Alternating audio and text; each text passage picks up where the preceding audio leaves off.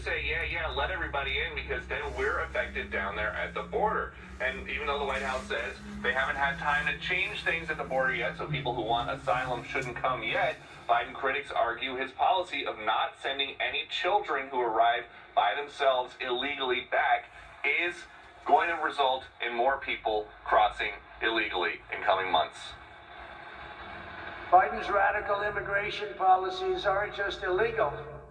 They're immoral, they're heartless, and they are a betrayal of our nation's core values. And I asked Jen Psaki about this at a couple briefings last week. She said it is heartbreaking that there are children crossing the border, but the White House's position is basically that to remain consistent with the things that President Biden is trying to do, there are no good options at the border right now. Back to you. All right, Peter, North Lawn of the White House, where it's raining there as well. Peter, thank you very much. So President Obrador is going to ask President Biden, hey, can you loan us a bunch of vaccine? Because apparently down in Mexico, just as we have seen in other countries, including this one, initial rollout has been rocky. Currently down in Mexico, they're at phase 2, where everybody over the age of 60 is now eligible for a vaccine. But as we have seen here in this country, very long lines, a lot of confusion like that. The first category was people in the healthcare and, first responders, things like that. Mexico does have contracts with Pfizer, AstraZeneca, which has not been approved for this country, and Ainsley, they also have contracts with the Chinese company that makes their vaccine.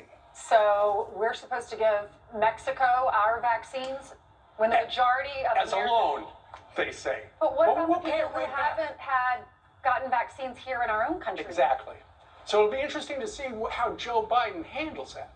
All right, Senator Tom Cotton was on with us earlier, and he says that Joe Biden is to blame for the crisis that's happening down there at the border. Listen. This crisis at our border is entirely a crisis of Joe Biden's making. You cannot run a campaign saying that you're going to give amnesty to illegal aliens, that you're going to reinstitute catch and release, that you're going to provide free health care to illegal aliens and not expect a massive surge at our border. The only thing that the Biden administration can do is reverse this policy now. They can reinstitute the agreements that we have negotiated with Mexico and other Latin American countries to keep migrants in their country, to let us adjudicate their asylum claims there. They can make it clear that we're going to keep the pandemic closure in effect, that we're going to turn back people at their border. You cannot simply show up at our border and come into the country.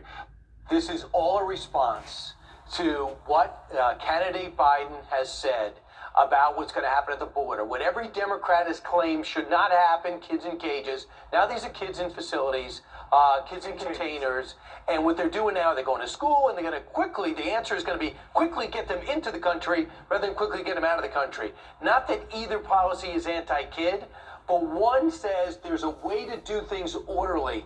Does that look orderly to you? The Remain in Mexico policy was a deterrent. Talking to these governments individually, restoring their aid was a deterrent. Now we have a situation where it is all hands on deck, get into America, and you can stay. They think it's a way of getting the Hispanic vote. I think it's cruel to give these kids a sense that it's worth going with strangers thousands of miles on foot and thinking that America is going to accept you, and that's why they make the journey. I think it's just absolutely terrible. As Susan Page of USA Today says, this is an example of how governing is so much more different than actually politicking. The Biden administration has made it clear they got a moral stance when it comes to immigration, but it has all these real-life consequences. And Jen Psaki talked about the difficult choices involved in making some of these choices. You can imagine the difficult choices that desperate parents are making in Central America right now, all because what they perceive is a welcome mat from Joe Biden. Meanwhile, Ashley Strohmeyer has the other breaking news. Ashley. Yeah, this just in. A new report suggests Tiger Woods may have fallen asleep at the wheel before his horrific accident last week. A forensic accident expert telling USA Today, quote, "To me, this is like a classic case of falling asleep behind the wheel because the road curves and his vehicle goes straight. The golf legend had a rod, screws, and pins placed in his right leg that was hurt in the crash."